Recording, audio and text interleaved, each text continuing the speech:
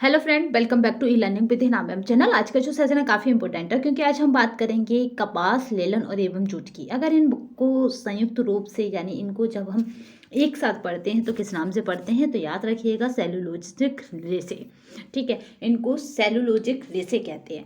आपको बता दें कि आपके लिए एक नई श्रृंखला हमने शुरुआत की है। ये आपको कंटेंट देने के साथ साथ ये जो पीडीएफ आपको नज़र आ रही है, ये पीडीएफ आपको हमारे टेलीग्राम और व्हाट्सएप पे मिलेगी।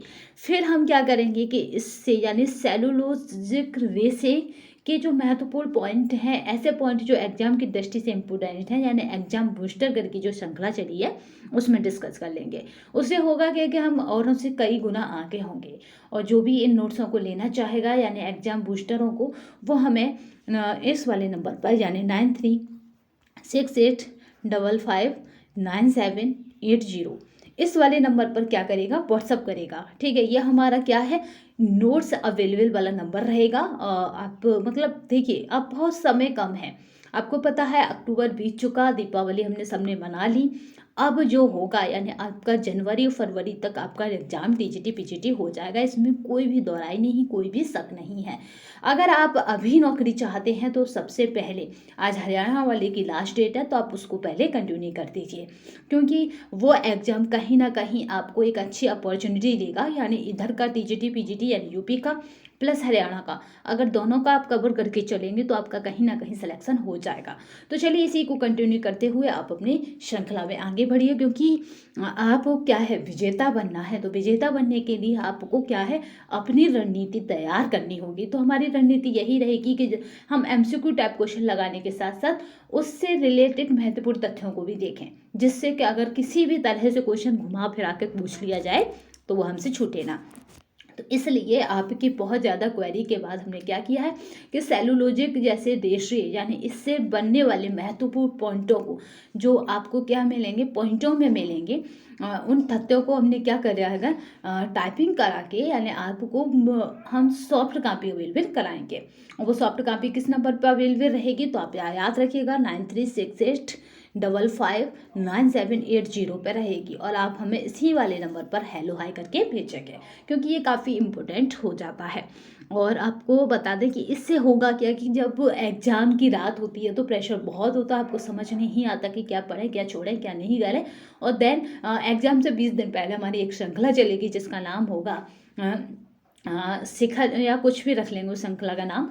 तो उससे क्या है कि जो भी हमारा कंटेंट है, जो भी हम अब तक कर चुके होंगे, उसको बहुत मैराथन क्लासेस के द्वारा कंप्लीट कर लिया जाएगा। तो चलिए ये सब रही हमारी प्लानिंग जो करेंगे, क्योंकि काफ़ी दिनों से मैं ये सोच रही थी कि आपके लिए ऐसा क्या लाया जाए जिससे कि आपकी रणनीति औरों से अलग हो सके। तो चलिए उसी की सब ये प्लानिंग थी। नेक्स्ट अब हम शुरू करते हैं और पहले की तरह हम फिर जी जान से लग जाते हैं, जैसा हमने 2021 में करा था। 100+ हमारा टारगेट बस एक ही होना चाहिए, 100+, क्योंकि इससे नीचे अगर हमारा टारगेट रहा तो हम अपनी यानी फतह यानी हम अपने विजेता वाली सीट पर नहीं होंगे। ये मान के चलिए 150 में से आपको 100+ क्वेश्चन करके आने ही आने, क्योंकि नेगेटिव मार्किंग है नहीं यहाँ पे। तो आपको 150 में से 100+ क्वेश्चन सही वाले रखने हैं। ठीक है, करके तो 150 दुनिया आती है, बट आपको क्या करना है कि वो सही वाले रखने हैं। तो चलिए यहाँ पे हम शुरू कर लेते हैं। पहला क्वेश्चन हमारा कह रहा है कि लिलन तंतु डॉट डॉट के तने से प्राप्त होता है। तो आप बताएंगे फ्लैक्स का पौधा है। लिलन कहाँ से प्राप्त होता है, तो फ्लैक्स के पौधे से प्राप्त होता है। कुछ इस तरह की लैंग्वेज आपको एग्जामों में भी मिल जाएंगी।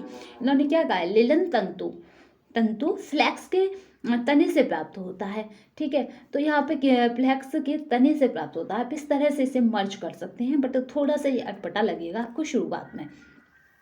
चलिए नेक्स्ट देखते हैं। यह हमारी जो श्रृंखला है वो यूथ की है, यूथ कंपटीशन टाइम्स की। आपको पता है कि ये सीधे सीधे एग्जाम में क्वेश्चन फंसाता है। हमें मैटर वही पढ़ना है जो फंसे, अदरवाइज हमें क्या करना है, मतलब अदरवाइज इस तरह का मैटर नहीं पढ़ना है जिसका एग्जाम में आने का कोई मतलब नहीं होता। ठीक है, तो यहाँ पे अगर हम बात करें तो ये कब आया है, तो 2021 में आया है। चलिए नेक्स्ट देखते हैं। लिलन के रेशे यानी फ्लैक्स नाम के पौधे के तने यानी स्ट्रीम से प्राप्त किए जाता है। यह पौधा वार्षिक यानी एनुअल होता है, यानी वार्षिक का मतलब होता है वर्ष में आता रहता है। इसका वानस्पतिक नाम क्या होता है, तो याद रखेंगे, ये कभी भी नहीं पूछा गया, आज तक नहीं पूछा गया, बट आपको फिर भी पता होना चाहिए। यूसी टेसियस, याद रखिएगा यूसी, फिर याद रखना टेसीसियम। ठीक है। यहाँ पे याद रखेंगे कि ये कैसा पौधा है, तो लिलन की खेती मुख्यतः दो उद्देश्यों से की जाती है। दो उद्देश्य यानी इसके ऑब्जेक्टिव क्या क्या है। लिलन जब हम लिलन खेत में करते हैं तो इसके ऑब्जेक्टिव क्या क्या है।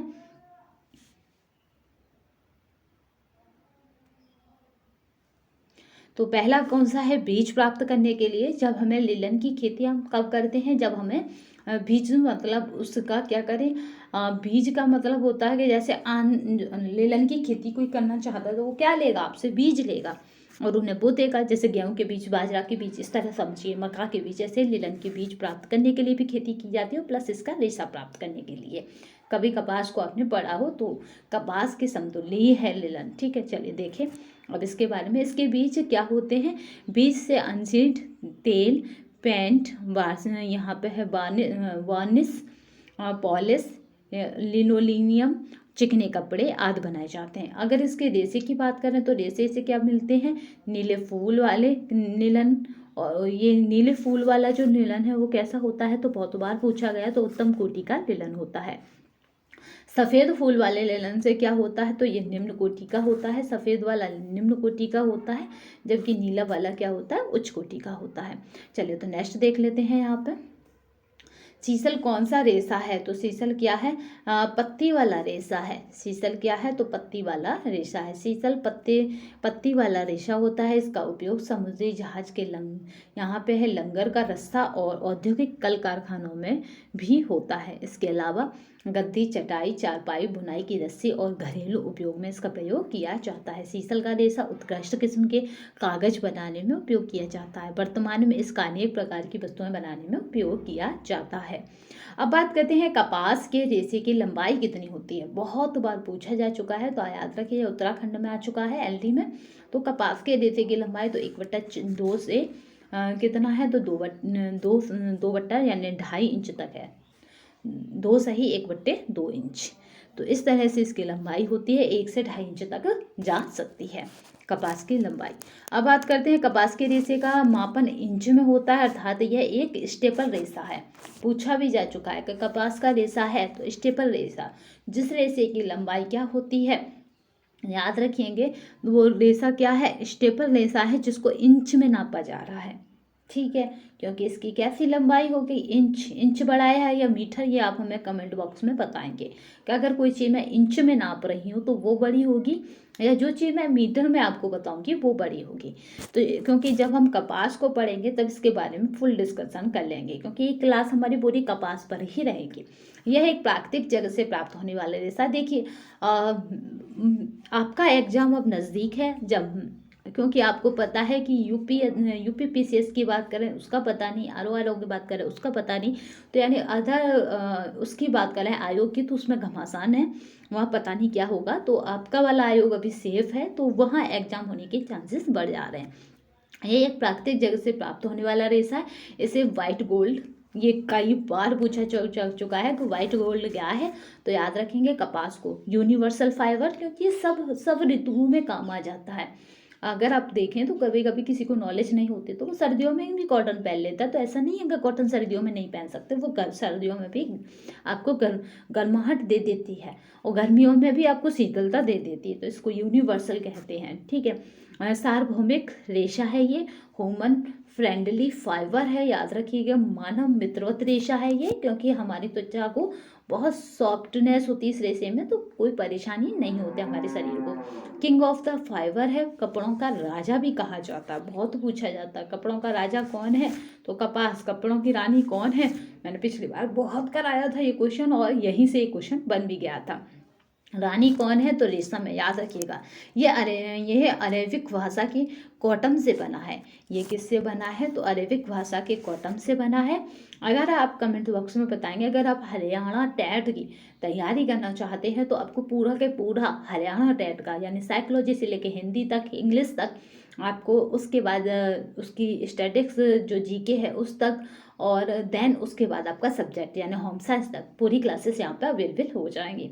और यहाँ पे अगर बात की जाए तो ये कितना पुराना है, तो याद रखेंगे कि ये कितना पुराना है, तो ये 5000 वर्ष पहले यह रेशा प्रयोग में लाया जा रहा है। लगभग इसको कितना, तो 5000 वर्ष, क्योंकि देखिए ठीक है, वह वर्ष पुराना है। इतना कभी नहीं पूछा जाता, बट इसकी जो जो नाम है वो याद रखिएगा। सफ़ेद रेशा, यूनिवर्सल रेशा, मानव में निर्मित रेशा, ठीक है, मानव मानव निर्मित नहीं, मानव मित्रवत रेशा, ठीक है, किंग ऑफ द फाइबर। तो ये बहुत बार पूछा जाता है, राज रेशाओं का राजा, इस तरह के क्वेश्चन। ये पूरी पीडीएफ आपको हमारे टेलीग्राम पे मिल जाएगी, और आपको बता दें कि टेलीग्राम तथा व्हाट्सअप दोनों की लिंक इसी वीडियो के डिस्क्रिप्शन बॉक्स में आपको मिल जाएगी, तो परेशान होने की आवश्यकता नहीं है। देखिए, आपके काफ़ी कमेंट्स के बाद कि मैम फिर आप होम साइंस पर ही अपनी वीडियो बनाइए या फिर आप होम साइंस का ही कंटेंट डालिए, तब मैंने भी सोचा कि मे भी क्योंकि अब परीक्षा नज़दीक है, तब परीक्षा आपकी नज़दीक होने के चांसेस इतने नहीं थे जितने अब बन गए, क्योंकि आप पता है आपको साल 24 ख़त्म होने वाला, 25 आने वाला है। अगर कोई परीक्षा आप वाला आयोग याद करेंगे, अगर हायर वाला आयोग जो कराएगा तो वो वही कराएगा, पहले टीजीटी पीजीटी और हायर वाला एग्ज़ाम ही होगा, उसके बाद वो नई वैकेंसी निकाल सकेगा। तो साल 25 आने वाला है तो ये एग्ज़ाम होगा ही होगा। जलने के पश्चात लिनन के तंतु की राख का रंग होता है, तो कैसा होता है, तो आप बताएंगे भूरा।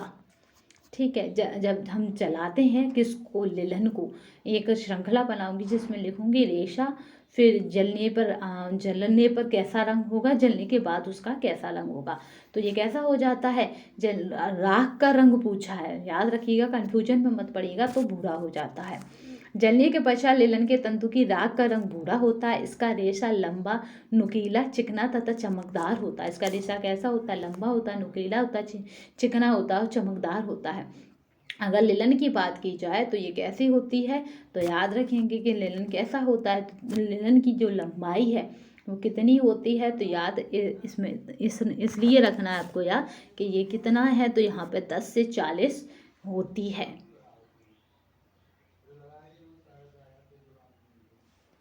ठीक है, इसकी लंबाई कितनी होती है, तो 10 से 40 इंच तक होती है। इसकी चमक रेशम के समान होती है। ताप का अच्छा सुचालक होता है, इससे जिसके कारण जलने पर कागज जैसी गंध उत्पन्न करता है। सुचालक होता है, जलने पर कैसी देगा, कागज जैसी गंध उत्पन्न करता है। इस पर कीड़े नहीं लगते, परंतु फफूंदी लगती है। बहुत बार पूछा जाता है, पूरा एक चार्ट टेबल आपको बना कर दे दिया जाएगा। गीली अवस्था में इसकी मजबूती बढ़ जाती है, याद रखिएगा, कईयों की मजबूती घट जाती है गीली अवस्था में, बट इसकी मजबूती बढ़ जाती है। लिलन की क्या है, गीली अवस्था में मजबूती 20% बढ़ जाती है। उत्तम श्रेणी के लिलन का रेशा नीले रंग के फूल के समान ये फूल से प्राप्त होता है। अगर उत्तम श्रेणी के लिलन की बात की जाएगी, लिलन का रेशा क्या हो जाएगा, नीले रंग के फूल के से प्राप्त होता है, क्योंकि यहाँ पर दे रखा था कि कैसा होता है, नीले रंग के फूल और सफ़ेद रंग का फूल। उत्तम श्रेणी की बात की जाएगी तो नीले रंग के फूल के लिलन से प्राप्त होता है। चलिए नेक्स्ट देखते हैं।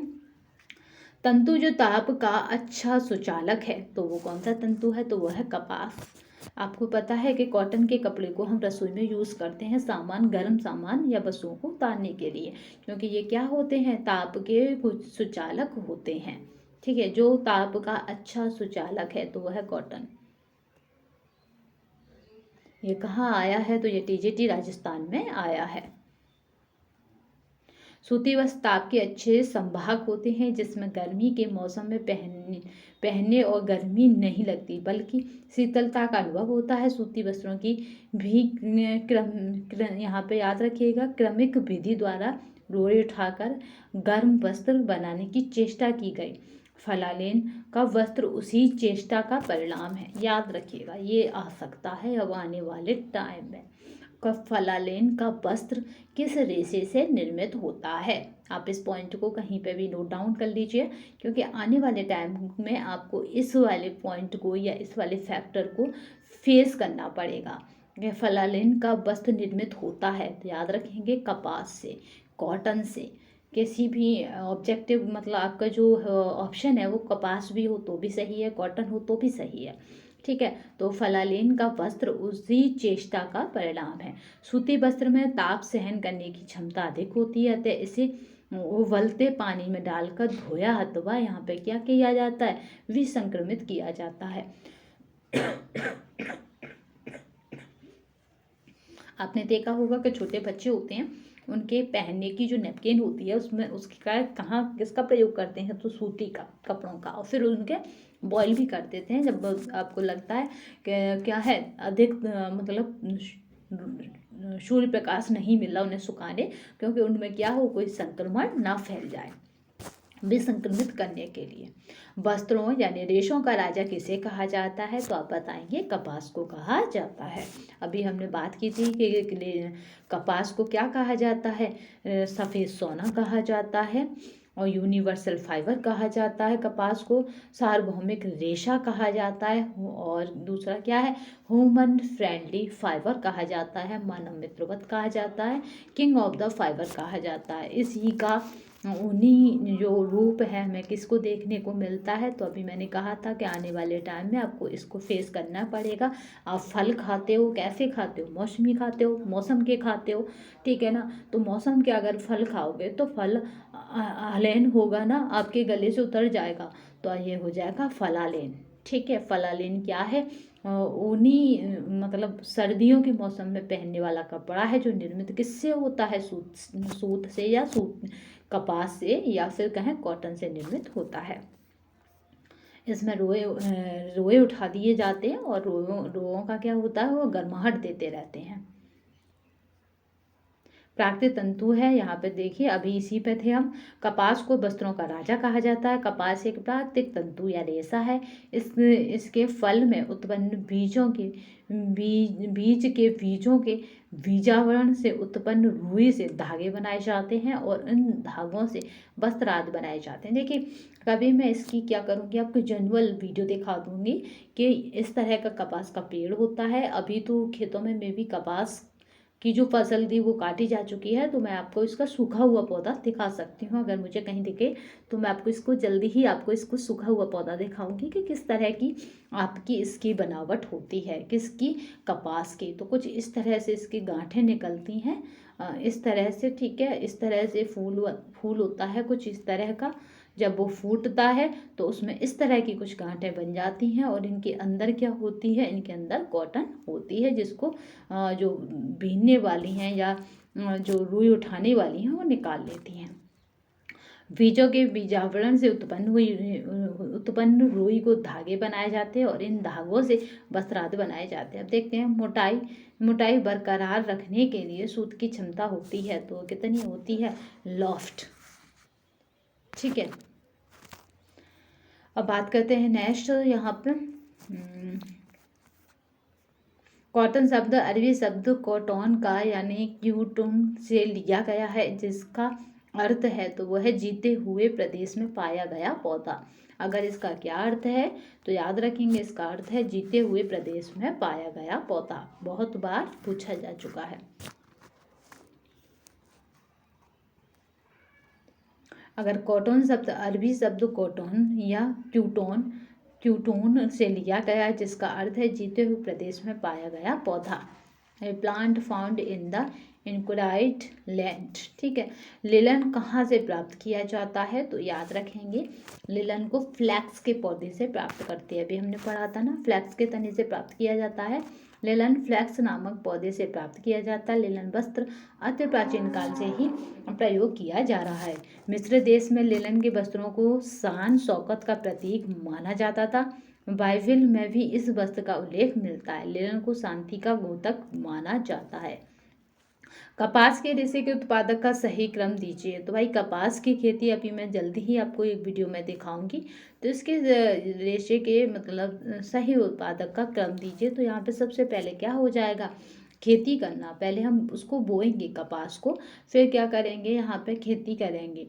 फिर खेती कर ली हमने, अब क्या करेंगे, भिगोने निकालना और गांठें बांधना हो जाएगा। जब हमने उसमें से इस तरह से मैंने बताया था कि एक फूल खिल जाता है, उसमें इस तरह से अंदर उसके कवर में इस तरह से ये छुपका होता है कपास, ठीक है, उसे निकाल लिया जाता है। देखिए मुझे कहीं पे भी नज़र आएगा तो मैं आपको इसकी वीडियो शेयर करूँगी। फिर उसका क्या करते हैं हम भिगोने निकाल लिया, गांठें बांधना। फिर हम क्या करेंगे कि यहाँ पे खोलना एवं आपस में मिलाना हो जाएगा। फिर ये आपस में मिलाने होने के बाद फिर हमें क्या करना है, यहाँ पे इतना करने के बाद फिर हम क्या करते हैं इसकी, देखिए यहाँ पे फिर हम क्या करते हैं, यहाँ पे धुनना करते हैं। ठीक है, फिर हम इसे धुनते हैं। फिर धुनने के बाद फिर क्या करेंगे, ये वाला ऑप्शन है इसमें सी। तो फिर धुनने के बाद हमें क्या करना है, याद रखिएगा, कंघी करना है। कंघी करने में ये क्या होता है, सारे रेशे सीधे हो जाते हैं। फिर कंघी करने के बाद फिर पुनी बनाते हैं, और फिर पुनी बनाने के बाद कताई करते हैं। सबसे एंड में क्या करते हैं, हम इसकी कताई करते हैं, तब ये हमारा उपयोगी हो जाता। कुछ इस तरह से देखिए, यहाँ पे पहला ऑप्शन है खेती करना, फिर बिनौने निकालना, गांठ बांधना, फिर खोलना और आपस में मिलाना, फिर धुनना। आपने अभी सर्दियों में देखेंगे रुई धुनाई की मशीनें लगी होंगी जगह जगह। अगर आपने अब तक नहीं देखी हैं तो मैं कोई एक वीडियो डालकर आपको दिखा दूंगी कि किस तरह से रुई की धुनाई होती है। फिर कंघी करना, कंघी के बाद पुनी बनाना और कताई करना। इस तरह से इसका सीक्वेंस चलता है, और इसी तरह से हमारे बीच कपास बनकर तैयार होकर कपास के कपड़े या कॉटन के कपड़े आते हैं। फिर कताई होने के बाद ये मिलों में पहुंचता है जहां इसकी बुनाई होती है। ठीक है, तो इस तरह से इतना लंबे प्रोसेस के बाद ये आता है, इसलिए इतना महंगा हो जाता है कॉटन का कपड़ा। भाई जिस पे जितनी लागत उतना वो महंगा उत्पाद बन जाएगा, आपको पता ही है। तो इस वजह से कॉटन के कपड़े अन्य रेशों की अपेक्षा महंगे आते हैं। तब सिंथेटिक रेशे या कहें मानव निर्मित रेशों से अधिक महंगे प्राकृतिक निर्मित रेशे होते जा रहे हैं। अब मैं याद रखूंगी कि मुझे आपको दो चीज़ें दिखानी है, एक कपास का पौधा दिखाना, दूसरा कॉटन की किस तरह धुनाई होती है, ये भी मैं आपको वीडियो के माध्यम से दिखा दूंगी। रेशे की सूक्ष्म बीन, यहाँ पर याद रखिएगा, रेशे की यहाँ पर सूक्ष्म बीन परीक्षण में जब ऐंठी और कोशिकानुमा रचना दिखती है तो यह रेशा डॉट डॉट होता है। तो ये कैसा रेशा होता है, तो ये सूती यानी कपास का रेशा होता है। कपास का रेशा अपरिपक्व अवस्था में तथा परिपक्व अवस्था में भी भिन्न दिखाई देता है। अपरिपक्व अवस्था यहाँ पे याद रखिएगा, अपरिपक्व अवस्था में यह गोलाकार नहीं नली की तरह दिखता है, जिसमें एक सूक्ष्म नलिका होती है और इसमें तरल सेब भरा रहता है। परिपक्व अवस्था रेशा यहाँ पर चपटा, खुरदरा एवं रिबन की भांति दिखाई देता है। इसमें ऐंठन यहाँ पे याद रखेंगे परवलन के कारण होता है। सूती कपड़ा जलता है तो उसमें से निकलती है, तो सूती जब कपड़े को हम जलाते हैं तो उसमें से पीली लौ निकलती है। इसका भी मैं एक वीडियो बनाकर आपको दिखा दूंगी कि किस तरह से वो पीली लौ दे रहा है। देखिए इससे होगा क्या कि जब आप प्रैक्टिकल रूप में कोई चीज़ देखेंगे तो लॉन्ग टाइम तक आपको वो चीज़ याद रहेगी कि किस तरह से आपको वो करनी है। सूती वस्त्र सेलुलोज नामक पदार्थ से निर्मित होता है। चूँकि सेलुलोज एक कार्बोहाइड्रेट है जो कार्बन, हाइड्रोजन और ऑक्सीजन के अणुओं से बनता है। याद रखेंगे सूती वस्त्र क्या है, सेलुलोजक नामक पदार्थ से निर्मित होता है। चूँकि सेलुलोज एक क्या है, सेलुलोज एक कार्बोहाइड्रेट है, कभी भी आ सकता है। कहाँ आएगा ये, अभी ये भी बता देती हूँ, आएगा पीजीटी में। टीजीटी वालों को इतना डीपली नहीं जाना। सेलुलोज में क्या होता है, तो एक कार्बोहाइड्रेट है जो कार्बन, हाइड्रोजन और ऑक्सीजन के अणुओं से बनता है। अतः जब इसे जलाया जाता है तो यह कार्बन डाइऑक्साइड और जल बनता है तथा पीली लौ के साथ जलने लगता है तथा भूरे रंग की इसकी राख बनती है। जब ये जलता है तो इसमें से क्या निकलती है, पीली लौ। राख कैसी बनती है, भूरे लौ। देखिए इसका एक पूरा चार्ट बना लिया जाएगा और उसकी सॉफ्ट कॉपी आप तक अवेलेबल हो जाएगी। और सॉफ्ट कॉपी के लिए आपको ध्यान रखना है, इस वाले नंबर को आप स्क्रीनशॉट ले सकते हैं, इस नंबर की 9368। नहीं तो आज मैं ऐसा करूँगी कि जो हाँ वीडियो का डिस्क्रिप्शन बॉक्स होता है, जहाँ वीडियो के अन्य लास्ट वाले, सबसे लास्ट वाले उस पर जाइएगा जहाँ वीडियो के बारे में लिखा होता है कि ऑथर ने कब बनाई, क्या है, और जो बनाने वाला वो क्या है या क्या देना चाहता है, अन्य जानकारियाँ होती हैं, वहाँ पे इस नंबर को भी डाल दूँगी कि अगर आपको इसका PDF चाहिए तो आप इस वाले मैसेज पर या इस वाले व्हाट्सएप पर आप मैसेज करिएगा 9368559780। आप इस पर क्या करेंगे, केवल मैसेज कर देंगे व्हाट्सएप पर, तो मैं 24 घंटे के अंदर आपको रिप्लाई में नोट्स अवेलेबल करा दूँगी। ठीक है, 9368559780। ठीक है, तो यहाँ पे आपको क्या करना है, केवल और केवल मैसेज करना है तो आपको नोट्स अवेलेबल हो जाएंगे। अतः जब इसे जलाया जाता है तो यह कार्बन डाइऑक्साइड और जल बनता है तथा पीले लौह के साथ जलने लगता है तथा भूरे रंग की राख प्राप्त होती है। चलिए नेक्स्ट क्लास पे चलते हैं। देखिए आज का मेरा सेशन काफ़ी स्लो जा रहा होगा क्योंकि आपके कमेंट्स से कि आप बहुत स्पीड से कराते हो और स्पीड से कराने की वजह से आपको ये लगता था कि मैम स्पीड से हैं तो सारी बातें डिस्कस नहीं हो पाती हैं। वास्तव में सारी बातें नहीं मैं डिस्कस करती थी, मैंने पॉइंट उठाया और जल्दी जल्दी, बट अभी हमारे पास टाइम है तो अब हम आराम से और अपने कंटेंट पर कवर के साथ साथ एक नॉलेज भी, जिससे कि अगर कल हमारा पीजीटी में इंटरव्यू हो तो हम उसे अच्छे से फेस कर सकें, उसके साथ रहूँगी। निम्न में से कौन तने वाला तंतु नहीं है? तो तने वाला तंतु कौन नहीं है? तो याद रखिएगा कापोल नहीं है। कापोक जो है तने वाला तंतु नहीं है। ठीक है, निम्न में से कौन तने वाला तंतु नहीं है? तो याद रखेंगे कापोक जो है तने वाला तंतु नहीं है। लिलन, जूट, हेम्प तने वाला तंतु है, कापोक तने वाला तंतु नहीं है। कापोक वृक्ष के फल से प्राप्त होता है। कापोक कपास से महीन एवं सूक्ष्म होता है और पर्याप्त चिकनाहट वाला होता है। इसका रंग पीला होता है। नेक्स्ट चलते हैं। दबाने, मोड़ने, सिकुड़ने के पश्चात पुनः अपने आकार को प्राप्त करने की रेशे की योग्यता क्या होती है? प्रत्यास्थता कहलाती है।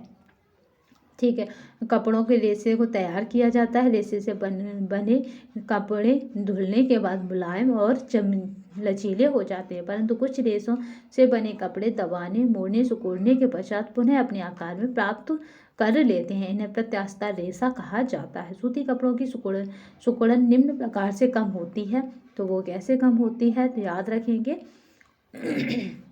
वही यहाँ पे है सेंफोराइजेशन के द्वारा कम होती है, इसी से और कपड़ा महंगा हो जाता है। सूती कपड़ों की सिकुड़न किस प्रक्रिया के द्वारा? तो यहाँ पे याद रखेंगे सेंफोराइजेशन के द्वारा कम होती है। इस बार का कमेंट बॉक्स में बताइएगा, इस बार का यूजीसी नेट दिसंबर वाला, जाहिर है इस बार का कह रही हूँ तो साल में 2 बार होता है, तो दिसंबर वाला फिर भी मैं क्लियर करके चलती हूँ कि दिसंबर वाला कौन कौन दे रहा है या आप इस वीडियो के कमेंट बॉक्स में बताइएगा।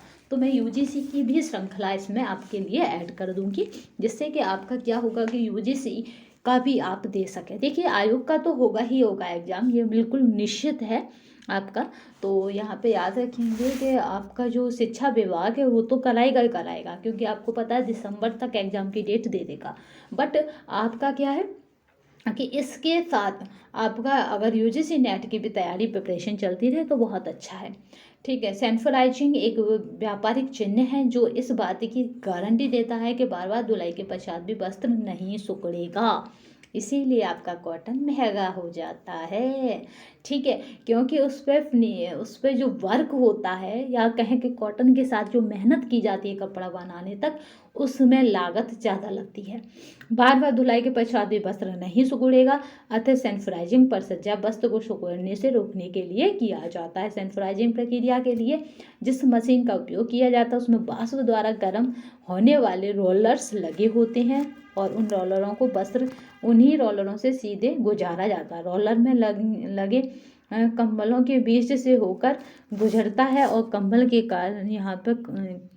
के कारण रोलर के दबाव से वस्त्र उतने ही खिंचते अथवा दबते जाते हैं जितना उनकी स्वाभाविक क्षमता होती है। इसी प्रकार वस्त्र बार बार धुलाई के उपरांत भी नहीं सिकुड़ते। रोलर के दबाव से वस्त्र चिकना, घना और चमकदार कोमल हो जाता है। सूक्ष्मदर्शी परीक्षण से यह तो तंतु चपटा व बल खाए फीते के समान दिखाई देता है। तो वो कौन सा तंतु है? तो वो कपास का तंतु है, जिस तरह का हमें दिखाई देता है। सूक्ष्मदर्शी परीक्षण से यह तंतु चपटा व बल खाए फीते के समान दिखाई देता है, उसे कपास कहा जाता है। उसे क्या कहा जाता है? तो उसे कपास कहा जाता है। ठीक है, उसे कपास कहा जाता है। उसकी संरचना घुमावदार व चपटी होती है। इसका रंग सामान्यतः सफ़ेद होता है, परंतु कई बार एच की उपस्थिति के कारण यह हल्का भूरा रंग हो जाता है। ठीक है, एच की उपस्थिति के कारण क्या हो जाता है? इसका रंग हल्का भूरा हो जाता है। इसकी अगर व्यास की बात की जाएगी तो ये 12 से 20 माइक्रोन होता है। इसका जो व्यास होता है जो 12 से 20 माइक्रोन होता है। इसमें प्रतिस्कंदता एवं प्रत्यास्थता का अभाव होता है और इसमें लचकशीलता न होने के कारण इसकी आकृति व आकार निश्चित होते हैं। ठीक है, इसकी क्या होती है, इसमें प्रतिस्कंदता व प्रत्यास्थता का अभाव होता है। ये दोनों ही टर्म मैं आपको आने वाली क्लास में समझाऊंगी कि इनमें होता क्या है, क्योंकि बेसिकली आपको पता होना चाहिए कि इसमें इसका मतलब क्या है। ठीक है, तो प्रतिस्कंदता और प्रत्यास्थता आप स्क्रीनशॉट लेकर रख सकते हैं। मैं जैसे आने वाली क्लास में आपको दोनों पॉइंट समझा दूंगी, क्योंकि अभी थोड़ा सा मुझे जल्दी है। लेलन फ्लैक्स या क्रॉस सेक्शन दर्शाता है कि वह, तो वो क्या है, बहुकोण है। ठीक है, यहाँ पे अब मैं ऐसा करा करूँगी, श्रृंखलाओं में क्वेश्चन कम लिया करूँगी, जिससे कि उनको एक्सप्लेन अधिक करा जाए सके। लेलन फ्लैक्स व क्रॉस सेक्शन आपको क्या दर्शाता है, तो बहुकोण दर्शाते हैं। ठीक है, अब देख क्या है, देखिए, क्योंकि कई बार आ चुका है ये जीआईसी की, आपको पता है आने वाली है, एलटी की आने वाली है, तो आप उसके लिए भी तैयार रहिएगा। ठीक है, तो यहाँ पे देखते हैं क्या है, तो सूक्ष्मदर्शी देखने में लिलन का रेशा गोल आकृति का लंबा और सीधा दिखाई देता है। इसके बीच बीच में बांस के समान गांठें दिखाई देती हैं। इसके दोनों सिरे नुकीले होते हैं। लिलन को क्रॉस सेक्शन में देखने पर लिलन बहुकोण या पंचकोणीय होता है, कुछ इस तरह से। जैसे आपने कभी बांस देखा होगा, उसके क्रॉस सेक्शन इसी तरह के होते हैं। बांस ना देखा हो तो गन्ना तो कभी खाया होगा आपने, शुगर केन तो खाई होगी ना, तो उसके क्रॉस सेक्शन कुछ इस तरह से होते हैं। जगह जगह आपको क्या बताएं, आधा मतलब कुछ कुछ दूरी पर, यानी एक बुलंद की दूरी पर उसमें इस तरह से गन्ने में आपके गांठें पड़ी होती हैं समान दूरी पर। चलिए, किस उत्पाद के लिए उटाई की आवश्यकता होती है, तो भाई रुई के लिए, रुई की मशीन के लिए, यानी कपास के लिए। अगर रुई ना हो ऑप्शन में, कपास हो तो भी चलेगा, कॉटन हो तो भी चलेगा। ठीक है, चलिए मैं सारे ऑप्शन बता के चल लूँ, जिससे कि आपकी कोई गलती ना हो जाए। रुई यानी कॉटन के उत्पाद के लिए उटाई यानी गिनिंग, कभी कभी उटाई ना आकर के आ जाता है, गिनिंग आ जाता है, गिनिंग की आवश्यकता पड़ती है। कपास के कोए में बीज व रेशे दोनों ही उपस्थित होते हैं। जो कपास के कोए होते हैं उनमें बीज व रेशे दोनों ही उपस्थित होते हैं, अतः उन्हें ओटाई कहा, अतः उन्हें ओटा जाता है। ओटने का कार्य हाथ अथवा गिनिंग मशीन यहाँ पे के द्वारा होता है। इस प्रक्रिया से रेशे में उपस्थित धूल का पत्तियां, लकड़ी के छिलके, बीज आदि अलग कर दिए जाते हैं। इसी प्रक्रिया को उटाई या गिनिंग कहते हैं। निम्न में से कौन सा तने से प्राप्त होने वाला रेशा है, तो वो है लिलन।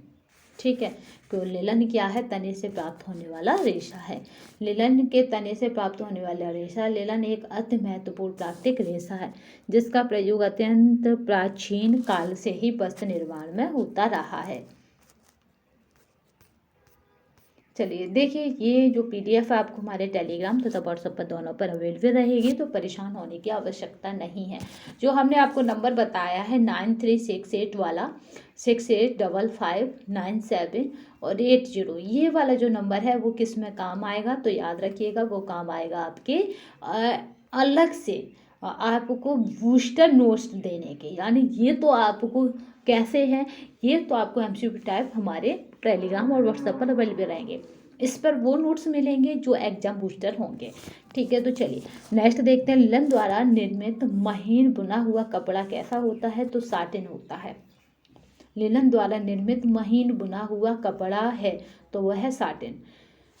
आज से फिर हम एक नई श्रृंखला जो आज से शुरू की है ना, उसमें कंटेन देखो, इस पर ज़्यादा फोकस रहेगा। साटिन होता है। ठीक है, लिलन वनस्पतिक जगत से प्राप्त प्रमुख रेशा है। लिलन के रेशे फ्लैक्स नामक पौधे के तने से प्राप्त किया जाता है। लिलन द्वारा निर्मित महीन बुना कपड़ा साटिन है।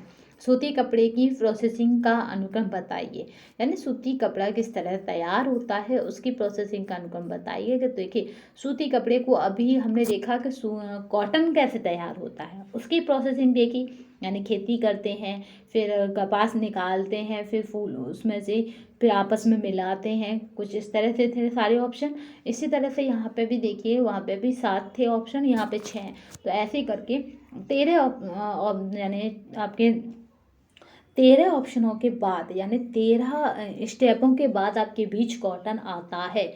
13 स्टेपों के बाद आप कॉटन का कपड़ा पहन पाते हैं, तो इसलिए ये महंगा हो जाता है। ठीक है, सूती कपड़े की प्रोसेसिंग यहाँ पे देखिए, तो किस तरह सूती कपड़ा तैयार होता है, प्रोसेसिंग का मतलब है किस तरह ये तैयार होता है। तो आप तैयार होने का इसका क्रम देखिए, सीक्वेंस देखिए। तो पहले क्या होती है, सीजिंग होती है, फिर देखिए इसके ऑप्शन इंग्लिश के इसी तरह हिंदी में इसी तरह आ जाते हैं, इसमें दिमाग लगाने की आपको आवश्यकता नहीं है। डिसाइजिंग होती है, स्काउरिंग होती है, ब्लीचिंग होती है, प्रिंटिंग होती है, क्यूरिंग व हील सेटिंग होती है। इस हील सेटिंग का क्या मतलब होता है कि जैसे कपड़ा ऊंचा नीचा होता है उसकी सेटिंग होती है।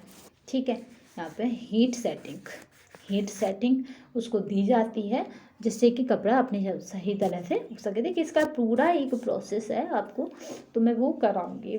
कह तो रही हूँ कि काफ़ी दिनों से मुझे ये था कि मैं किस वाली श्रृंखला के आपके बीच लाऊं जिससे आपको फ़ायदा हो।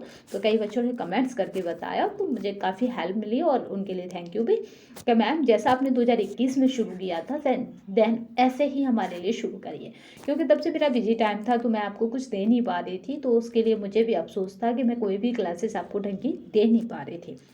बट अब मैं आपके लिए मतलब आपके लिए ऐसे कंटेंट को डिजाइन करने की कोशिश करूंगी जो आपकी परीक्षा के लिए काफ़ी इंपॉर्टेंट हो, काफ़ी हेल्पफुल हो। देखिए नॉलेज हर जगह, कंटेंट हर जगह, हर बुक में कंटेंट है होम साइंस का। अगर होम साइंस की बुक बनी है, डिजाइन हुई है मार्केट में, तो कंटेंट तो उसमें भी है। बट हमें करना क्या कि हमें सारा कंटेंट हम नहीं ले सकते, या कहें सारा कंटेंट हम अपने दिमाग में नहीं स्टोर कर सकते। तो जहाँ से क्वेश्चन अधिक फ्रेम होते हैं, जहाँ से क्वेश्चन अधिक बनते हैं, जहाँ से क्वेश्चन आयोग उठाता है, हमें उन कंटेंट को अधिक पढ़ना है, बस इतना याद रखना है। तो देखिए हमें PYQ हमारे साथ हैं, PYQ हम लगाते रहेंगे डेली, और PYQ से के साथ हम कंटेंट लगाते रहेंगे तो हम औरों से अलग होंगे। कपास, अनानास, अलसी, नारियल की जटा। अब इनको देखिए, कपास किससे प्राप्त होता है, बीज के रोए से। अनानास पादप पत्ता से। अलसी किससे प्राप्त होता है, तो पादप पत्ता से। अलसी के बीज आपने देखे ही होंगे, ज़्यादा लोग खाते हैं क्योंकि वो हेल्दी होते हैं। नारियल की जटा फलों का छिलका है, आपको पता है कि इस तरह से नारियल होता है, उससे उतारा जाता है नारियल की जटा। चलिए नेक्स्ट देखते हैं। सूती वस्त्र तैयार करने के अंतर्गत निम्नलिखित चरणों को सही क्रम में व्यवस्थित कीजिए। यानी हमने सूती वस्त्र अभी पढ़े थे, अब उसको हम फिर तैयार कर रहे हैं, तो उसका सही अनुक्रम क्या है या सही चरण क्या है। तो ये थे seizing, designing, scouring, bleaching, मर्सराइजिंग, टेडरिंग, calendering. ठीक है, यहाँ पे आपका वो नहीं है हीट वाला। तो इस तरह से यहाँ पे कहाँ कहाँ इस तरह से ये तैयार हो जाते हैं। ठीक है, यहाँ पे 7 हैं, बट आपका फिर भी यहाँ पे हीटिंग वाला नहीं है। मर्सराइजिंग के बाद भी देखिए कितना करते हैं, टेडरिंग करते हैं और कैलेंडरिंग करते हैं। एक एक इसके पॉइंट को पढ़ेंगे। यहाँ पर काफ़ी वर्क करने की हमें आवश्यकता है कि इसमें स्टिचिंग में क्या होता है, डिजाइनिंग में क्या होता है, स्काउरिंग में क्या होता है, ब्लीचिंग में क्या होता है, मर्सराइजिंग में क्या होता है, टेडरिंग में क्या होता है, कैलेंडरिंग में क्या होता है वस्त्र के साथ। आपकी भी इच्छा होगी कि इनमें होता क्या है, तो उसी को हम जानेंगे। फ्लैक्स के पौधे के लिए डॉट डॉट का प्राप्त करने के लिए यहाँ पे है रिपलिंग की जाती है। तो आप बताएंगे लिलन, ये किसके साथ होता है, तो लिलन के साथ। ठीक है, फ्लैक्स के पौधे के लिए लिलन प्राप्त करने के लिए यहाँ पे रिपलिंग की जाती है। प्राचीन काल से ही लिलन से वस्त्र बनाए जाते रहे, इसीलिए लिलन वस्त्र का निर्माण कला प्राचीन कला है। प्राचीन समय में लिलन का शान और शौकत का प्रतीक माना जाता था। लिलन के रेशे फ्लैक्स नाम के पौधे के तने यानी स्टीम से प्राप्त किया जाता है। यह पौधा वार्षिक यानी एनुअल होता है। इसका वनस्पतिक नाम क्या है, तो वनस्पतिक नाम लिलन यूसीटेसियम है। देखिए आगे लिलन लगा आएगा, फिर यह लिनम, लिलन बोलते हैं, लीनम है, बस इतना अंतर है। बट आप याद रखने के लिए इसको इसी तरह याद कर सकते हैं, लिनम यूसीटेसियम, इसी से आपका ऑप्शन हो जाएगा। निम्नलिखित तंतुओं में से कौन से तंतु पौधे के पत्तों से प्राप्त किए जाते हैं। अब यहाँ पे हमें वो जोड़ने हैं जो पौधों के पत्तों से प्राप्त होते हैं। पिन्हा पौधों के पत्तों से प्राप्त होता है और सीसल पौधों के पत्तों से प्राप्त होते हैं। वनस्पति रेशे पौधे के पत्तों से प्राप्त किए जाते हैं। इसके अंतर्गत पिन्हा एवं सीसल आते हैं। पिन्हा और सीसल आते हैं। पिन्हा ये क्या है, अनानास की पत्तियों से प्राप्त किए जाते हैं, जबकि सीसल रेशे सीसल के पौधों से प्राप्त किए जाते हैं। इसकी पत्तियां जमीन के पास जड़ से ही निकलती हैं। जमीन से निकली इन पत्तियों को हाथों से तोड़कर पटक पटक कर कुछ यहाँ पे खुरच कर सावधानी से रेशों का निर्माण किया जाता है, यानी इन पत्तियों से हम रेशे निकालते हैं। आपने कभी मखाने देखा हो, मखाने का प्रोसेस देखा हो, नहीं देखा हो तो किसी हम वीडियो में दिखाएंगे। उनकी पत्तों को पटक पटक पटक पटक कर उसमें से मखाने निकाले जाते हैं। सेम यही प्रोसेस इसके साथ किया जाता है। कभी किसी खेती मुझे इसकी मिली तो मैं आपको दिखाऊंगी कि पिन्हा और सीसल जो है किस तरह से निकाला जाता है। देखिए काफ़ी काम हो जाएगा अगर मैं थोड़ा सा इस पर अगर काम करूँ तो, क्योंकि आपको नॉलेज हो जाएगी। देन आपको इतनी डीपली नॉलेज हो जाएगी कि कोई यकीन नहीं मानेगा कि आपने कभी क्या इसकी खेती देखी नहीं, इतनी नॉलेज हो जाएगी। निम्नलिखित में से कौन पुनर्विकसित सेलुलोजिक तंतु कौन से हैं, तो जिन्हें आप पुनर्विकसित कर सकते हैं तो वो कौन कौन से हो जाएंगे, तो आप बताएंगे रेयॉन हो जाएगा और नायलॉन, यहाँ पे लाइसेल हो जाएगा। अगर बात की जाए रेयॉन की, दूसरा है लाइसेल, तो ये क्या है, पुनर्विकसित सेलुलोजिक तंतु हैं। जूट तंतु को कहते हैं, जूट तंतु को क्या कहते हैं, सुवर्ण तंतु। जूट तंतु को क्या कहते हैं, तो सुवर्ण तंतु कहते हैं। जूट तंतु को सुवर्ण तंतु कहते हैं। जूट के रेशे पीले रंग के होते हैं, वह इनमें एक विशेष प्रकार की चमक होती है। रेशे छूने पर यहाँ पे कड़कीले होते हैं। इसके रेशे उलझे हुए एक असमान होते हैं। फलंत इनमें से कुछ खुरदरे व कड़े धागे के निर्माण होता है। ठीक है, खुरदरे व कड़े धागों का इससे निर्माण होता है। लिनन वस्त्र यहाँ पे प्रक्रियाकरण के सही अनुक्रम को बताइए। अगर लिनन वस्त्र आप तैयार कर रहे तो उसका सही अनुक्रम क्या हो जाएगा, यहाँ पे हो जाएगा रिपलिंग, रेटिंग, स्केचिंग और हीलिंग। इस तरह से इसका सही काम हो जाएगा। ये यूजीसी नेट में पूछा गया, तभी तो मैं कह रही हूँ कि आप मुझे कमेंट बॉक्स में बताइएगा कौन कौन स्टूडेंट या आप में से कौन स्टूडेंट हैं जो इस बार यूजीसी नेट देना चाहते हैं या फिर जून वाले यूजीसी नेट टारगेट करके चल रहे हैं, तो मैं फिर नेट के क्वेश्चनों को भी इसमें ले लिया करेंगे। लिनन है, लिनन क्या है, तो ये क्या हो जाएगा, प्राकृतिक फाइबर है। लिनन क्या है, तो प्राकृतिक फाइबर है। लिनन वनस्पति जगत से प्राप्त प्रमुख रेशा है। प्राचीन काल से ही लिनन से वस्त्र बनाए जाते हैं, इसीलिए लिनन वस्त्र का निर्माण कला एवं प्राचीन काल है। लिनन वस्त्र का निर्माण कला क्या है, प्राचीन कला है। ठीक है, प्राचीन कला है, याद रखिएगा, या प्राचीन काल से है, इस तरह से आप याद रख सकते हैं। लिनन से अत्यंत सुंदर, आकर्षण, टिकाऊ, कोमल वस्त्र बनाए जाते हैं। अतः लिनन प्राकृतिक फाइबर है। किस रेशे में ताप व यहाँ पे है ताप व उबलने की सहन करने की क्षमता होती है, तो वह है सूती और कपास, इसमें क्षमता होती है। सूती वस्त्र ताप के अच्छे संवाहक होते हैं, जिसे गर्मी के मौसम में पहनने पर गर्मी नहीं लगती बल्कि शीतलता का अनुभव होता है। चलिए नेक्स्ट देखते हैं। ये पीडीएफ आपको हमारे टेलीग्राम तथा व्हाट्सएप पर दोनों पर अवेलेबल हो जाएगी। अभी हम किस पे थे, अभी हमारा पेज नंबर कितना था, तो पेज नंबर 5 था। चलिए तो देखते हैं, 5 आ चुका है। कपास को साफ करने की विधि क्या है, तो गिनिंग है। ठीक है, जिसको ओटनी भी कहते हैं। अभी हमने कहा तो कुछ इस तरह से ये मशीन होती है इस तरह से, और इसमें से पंखा चलता रहता है, हाथ से हैंडल होता है और उससे चलाते जाते हैं। कपास के कोए से बीज व रेशे दोनों ही उपस्थित होते हैं, अतः उन्हें ओटा जाता है। ओटने का कार्य हाथ अथवा गिनिंग मशीन के द्वारा किया जाता है। इस प्रक्रिया से रेशे में उपस्थित धूल, कण, पत्तियां, लकड़ी के छिलके, बीज आदि अलग कर दिए जाते हैं। जूट एक, तो क्या है जूट, तने वाला रेशा है। जूट एक तने वाला रेशा है। लिनन के समान जूट एक तने वाला रेशा है। जूट के रेशे पीले रंग के होते हैं, यह कड़कीले होते हैं। इसके रेशे उलझते हुए एवं असमान होते हैं। अब नेक्स्ट देखते हैं। कुएं से बीज अलग करने की क्रिया कहलाती है, तो वो कहलाती है गिनिंग। कुएं से बीज अलग करने की क्रिया गिनिंग कहलाती है। कपास से कुएं के बीज व रेशे दोनों ही उपस्थित होते हैं, अतः इन्हें ओटा जाता है। ओटने के कार्य हाथ अथवा गिनिंग मशीन के द्वारा होता है। इस प्रक्रिया से रेशे में उपस्थित धूलकण, पत्तियां, लकड़ी, छिलके, बीज आदि अलग कर दिए जाते हैं। यहाँ पे दोनों लिस्ट हैं, आपस में मिलाना है और हम इस लिस्ट को इस तरह से देख सकते हैं। कपास की अगर बात की जाए तो ये कैसा हो जाएगा, तो ऊपर ही हमने पढ़ा था कि सेलुलोजिक फाइबर है ये। दूसरा अगर हम बात करते हैं यहाँ पे किसकी, तो आप बताएंगे सिल्क की। सिल्क क्या है, गोंद के समान जैसा तंतु होता है सिल्क में।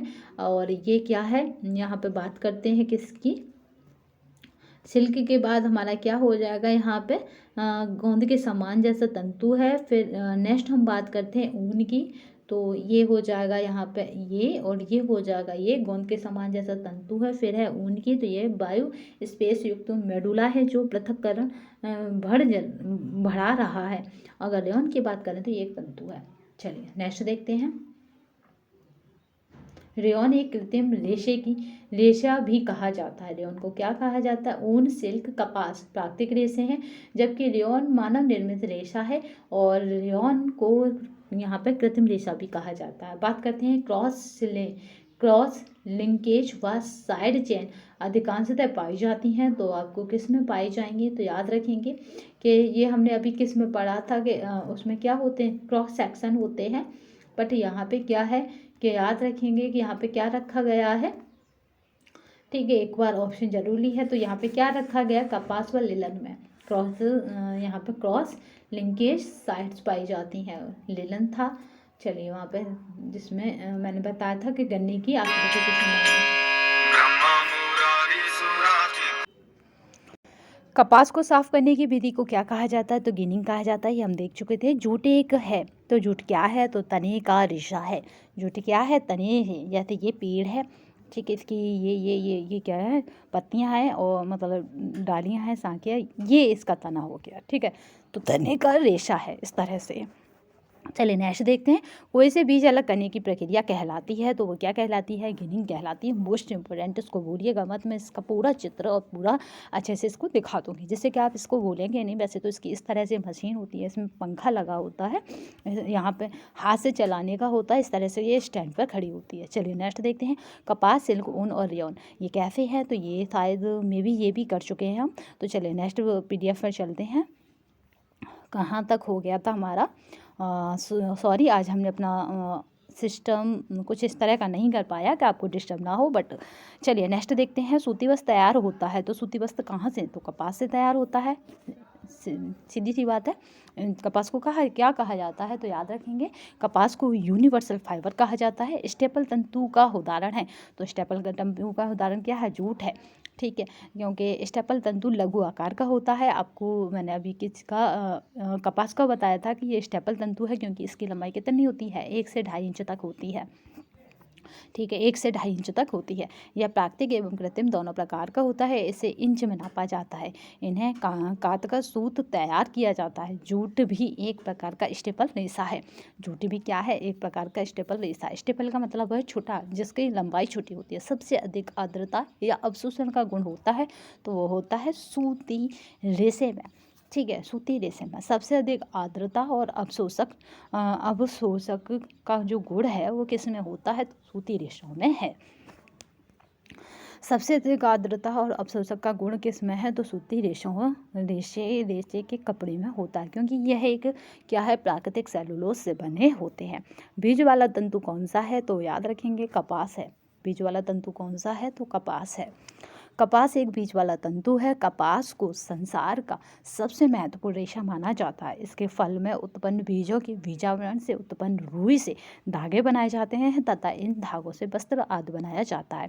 इसकी 2 प्रमुख प्रजातियां हैं, देसी कपास, यहाँ पे याद रखेंगे गरसिप अर्बोरियम और गा हर्बोरियम, तथा दूसरा अमेरिकन कपास।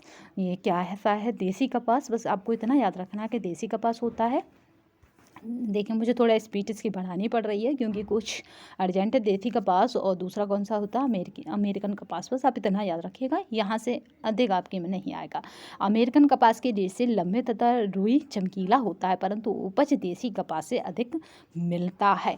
यानी पैदावार किसकी होती है, तो देसी कपास की अधिक होती है, बट जो क्वालिटी में होता है वो अमेरिकन कपास अच्छा होता है। आपने देखा होगा कि कहा जाता है विदेश से गेहूँ मंगाए तो वो काफ़ी अच्छी क्वालिटी बताई जाती है। इसी तरह से आप याद रखेंगे कपास के भी विदेश से मंगाए होगी, ये अच्छी क्वालिटी होती है। प्राकृतिक तंतु है, तो प्राकृतिक तंतु क्या है, तो ये कपास है। शुरू में हमने जिस तरह से स्पीड रखी थी स्लो वाली या सामान्य वाली, वही रखेंगे। देन आज लास्ट वाली थोड़ी स्पीड अधिक हो रही हो तो चलिए देखते हैं। प्राकृतिक तंतु है, इस प्रकार के तंतुओं या पादपों से प्राप्त होते हैं, जैसे कपास, रुई, जूट, रेशम तथा ऊन आदि। अगर बात करें संश्लेषित तंतु की, तो ऐसे तंतु रासायनिक पदार्थों के संश्लेषण से निर्मित किए जाते हैं, जैसे पॉलिस्टर, नायलॉन और रेयॉन। बात करते हैं यहाँ पे बात करते हैं निम्नलिखित में से क्या कपास के लिए उपयुक्त नहीं है। तो कपास के लिए क्या चीज़ उपयुक्त नहीं है, तो यहाँ पे है विखारा यानी डिस्पर्स या रंजक। ये क्या है, कपास के लिए उपयुक्त नहीं है, कपास के लिए उपयुक्त नहीं है। तो यहाँ पे बाद बाकी मूल रंजक, यहाँ पे प्रागजैविक रंजन और टंकी रंजक ये कपास के लिए उपयुक्त हैं।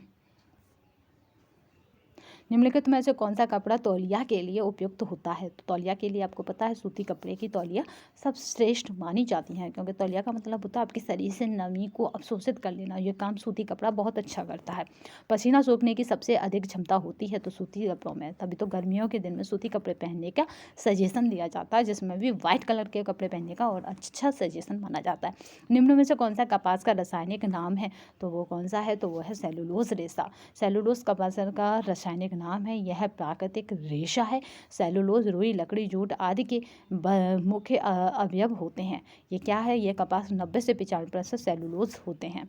कपास के रेशे की लंबाई की अगर बात की जाएगी, तो अभी बताया था मैंने ये कितना होता है, 1 से 2.5 इंच तक हो सकता है। तो 1 से यहाँ पे 1.5 से 2 इंच तक दिया जा रहा है, तो ऑप्शन ये भी सही है। क्योंकि इसका ऑप्शन क्यों सही है, देखिए क्यों सही है, क्योंकि ये 1 से 2.5 के बीच में आ रहा है। तो ये वाले ऑप्शन कहीं पर भी आपको मिल जाए जो 1 से 2 के बीच, जो 1.5 से 2 के बीच इस तरह का हो तो चल जाएगा। चलिए ये पूरे PDF आपको हमारे टेलीग्राम पर मिल जाएगी, और टेलीग्राम पर ये PDF के साथ साथ अगर आप हमारे उस वाले नंबर पर हमें व्हाट्सअप करेंगे, हेलो हाय करके भेजेंगे, तो उस पर आपको नोट्स अवेलेबल हो जाएंगे। सूती वस्त्रों को पारदर्शी और कड़ा बनाने के लिए डॉट डॉट से क्रिया कराई जाती है, तो वो होती है, यहाँ पे याद रखेंगे, सल्फ्यूरिक अम्ल से। सूती वस्त्रों को पारदर्शी और कड़ा बनाने के लिए डॉट डॉट से क्रिया कराई जाती है, तो वह है सल्फ्यूरिक अम्ल से। सल्फ्यूरिक एसिड एक अत्यंत यहाँ पे सक्रिय यहाँ पे अकार्बनिक अम्ल है, जिसका प्रयोग प्राय सभी आधुनिक उद्योगों में किया जाता है।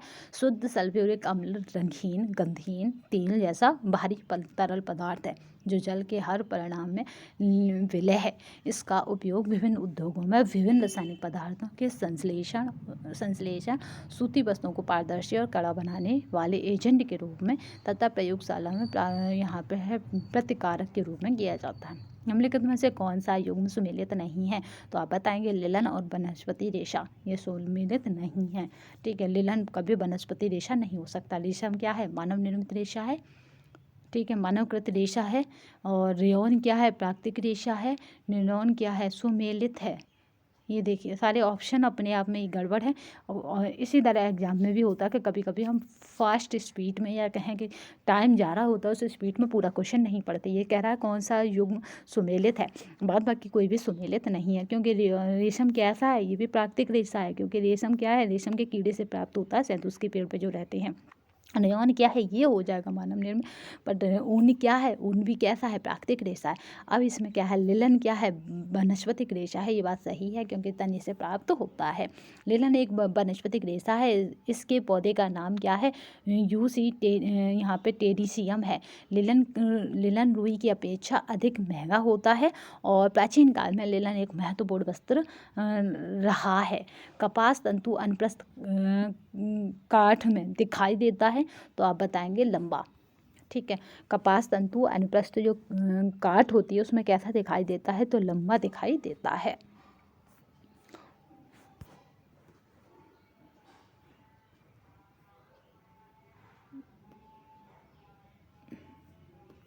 नेक्स्ट देखते, कपास उत्पादन में सर्वोच्च स्थान प्राप्त करने वाला देश का कौन सा है, तो चीन है। ठीक है, जो सर्वोच्च स्थान प्राप्त करता है वो चीन है, जिसकी खेती 40 डिग्री उत्तरी अक्षांश तथा 30 डिग्री दक्षिणी अक्षांशों के मध्य होती है। कपास को सफ़ेद सोना भी कहा जाता है। इनमें से कौन सा प्रोटीन फाइबर नहीं है? तो आप बताएंगे लिनन नहीं है। ऊन, कश्मीरी ऊन और मोहार ये सभी प्रोटीन फाइबर हैं, क्योंकि ये कहीं ना कहीं किसके प्रकार है, ये आपके ऊन के ही प्रकार हैं। रेशा फ्लैक्स नामक पौधे के तने से प्राप्त किया जाता है, जबकि ऊन, मोहायर, कश्मीरी ऊन ये सारे प्रोटीन फाइबर हैं। क्योंकि आपको पता है उनमें प्रोटीन की मात्रा होती है, इसीलिए वो जलने पर गंध देती है या बदबू देती है।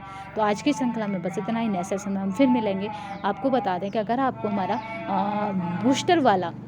बूस्टर नोट्स चाहिए, ठीक है, आपको अगर हमारा बूस्टर नोट्स चाहिए तो आपको हमारा करना क्या है कि आपको हमारे केवल और केवल आपको हमें किस वाले नंबर पर, तो आपको 93685597 और 80 वाले नंबर पर हमें व्हाट्सअप करना है। आप व्हाट्सअप करके केवल हेलो हाय करके अगर नोट्स की कहेंगे तो हम यहाँ पे आपको नोट्स अवेलेबल करा देंगे।